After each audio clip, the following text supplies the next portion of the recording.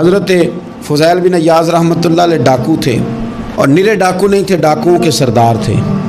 تو ارشاد فرماتے ہیں کہ میرا طریقہ یہ تھا کہ میں ایک پورے قافلے کی صورت میں حملہ کرتا تھا تو لوگ ڈرا کرتے تھے اگر کہ فضیل بن عیاض کے ڈاکوؤں نے حملہ کیا تو پھر نہیں بچتے۔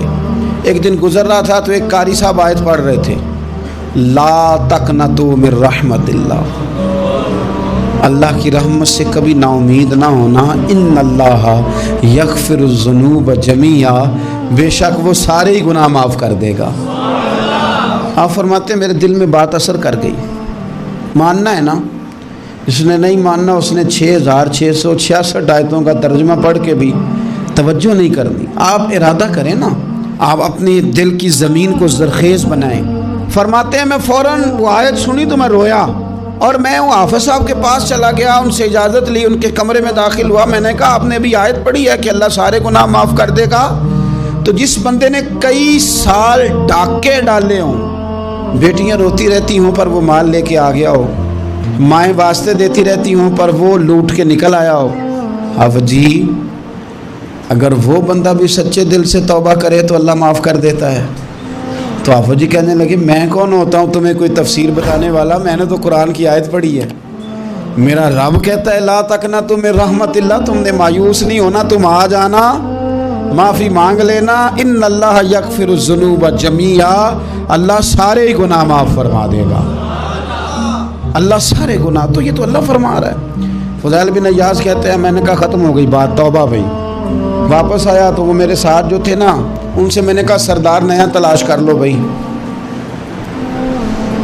اب ارادے بدل گئے، پروگرام کچھ اور ہو گیا، اب تو لوگ ہمیں تانے دیں گے، اب تو لوگ باتیں کریں گے کہ اوتھے کی لین جانا ہے۔ فضیل بن عیاض کہنے لگے بس بھائی توبہ کرنی، اب تم کوئی اور سردار تلاش کر لو، اور اوپر سے نہیں کہا، توبہ کی تقریریں نہیں کی، دوسروں کو میسج نہیں بھیجے، اور لیکچر نہیں جھاڑے، رو کے کہا، درد سے کہا، دل سے کہا۔ تو وہ جو باقی کے تھے نا ان پر سردار کی بات کا اثر ہوا، کہنے لگے سردار ہم نے سردار نیا نہیں ڈھونڈنا، اگر چوریاں مل کے کی ہیں تو اب تو اس طرح تو نہ کر، توبہ بھی مل کے ہی کریں گے، اب اللہ بھی مل کے ہی کریں گے، اب بس تو اگر ادھر جائے گا تو ہم بھی تو جائیں گے نا۔ اللہ اکبر۔ فضیل بن عیاض کہتے ہیں ظاہر ہے مال لوٹا کرتے تھے، میں نے مسئلہ پوچھا علماء سے تو انہوں نے بتایا کہ یہ تو حقوق العباد کا مسئلہ ہے، جو لوٹا ہے وہ تو واپس کرنا ہی پڑے گا۔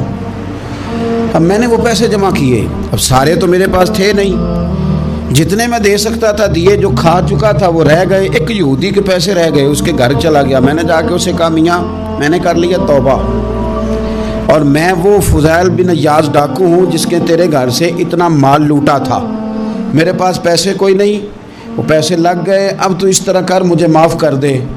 وہ کہنے لگا نا جناب، یہ بھی کبھی کبھی ہوتا ہے، لوگ نا شرافت کو بزدلی سمجھ لیتے ہیں۔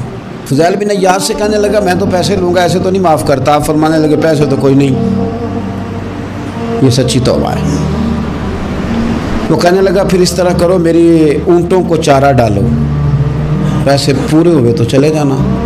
کل ڈاکو تھے، ابھی وہ تلوار چلانی آتی ہے، نیزہ چلانا آتا ہے، ڈٹنا آتا ہے، اعصاب مضبوط ہیں، مسئلہ کوئی نہیں، لیکن توبہ سچی کی ہے نا، یہ سچی توبہ والے لوگوں کا طریقہ ہے۔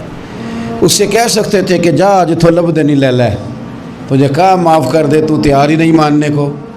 حضرت فضیل بن عیاض کہنے لگے اگر اونٹوں کو چارہ ڈالنے سے تو معافی دیتا ہے نا تو میں تیرے اونٹوں کو چارہ ڈالنے کو بھی تیار، کیوں کہ راضی اللہ کو کرنا ہے، اپنے ضمیر سے بوجھ اتارنا ہے، بندوں کے سامنے سرخرو نہیں ہونا، اللہ کے حضور ہونا ہے۔ توبہ کا مطلب ہے رب کی بارگاہ میں سرخرو ہونا، بندوں کے سامنے نہیں۔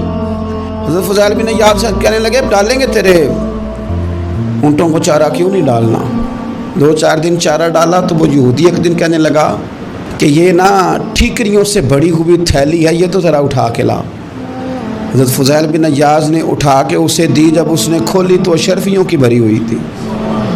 تو آپ فرمانے لگے تو کہہ رہا تھا ٹھیکریاں اٹھا کے لا۔ کہنے لگا میں تورات بڑی پڑھتا ہوں، عالم ہوں، میں نے تورات میں پڑھا تھا کہ مسلمان جب سچی توبہ کر لیں گے نا تو رب ٹھیکریوں کو بھی سونا بنا دیا کرے گا،